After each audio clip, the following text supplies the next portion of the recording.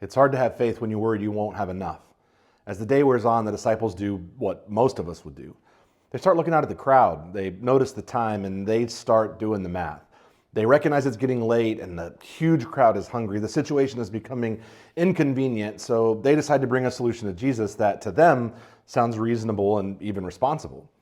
Send the crowds away, Jesus, and let them find food somewhere else. Let somebody else handle the problem who's better equipped to do it. But what they're really saying is this need is real, but I'm not sure it's ours. What's interesting is Jesus doesn't argue with their assessment. He doesn't deny the problems. He doesn't shame them for noticing limits. He simply redirects responsibility back toward them. You give them something to eat. That line lands harder than we usually let it. Jesus isn't pretending they have the resources. He knows they don't. The point isn't that they should magically solve the problem.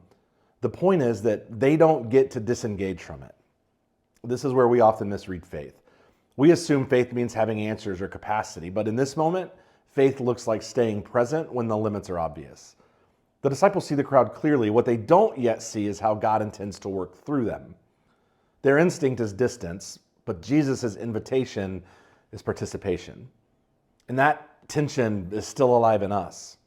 We're quick to identify needs and just as quick to explain why they aren't ours to address. We send people away with logic. We outsource compassion when the situation feels overwhelming. We convince ourselves that caring only counts if we can fix something. Jesus challenges that quietly but firmly. You don't have to solve everything you see, but you don't get to push people out of sight simply because their need exposes your limits. Faith doesn't always look like confidence. Sometimes it looks like staying put when walking away would be easier. It looks like refusing to distance yourself even when you don't yet know what obedience will require next. So sit with this today.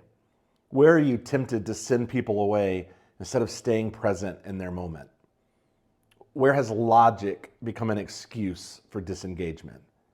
And what might it look like to bring what you see to Jesus without immediately pushing it off onto somebody else?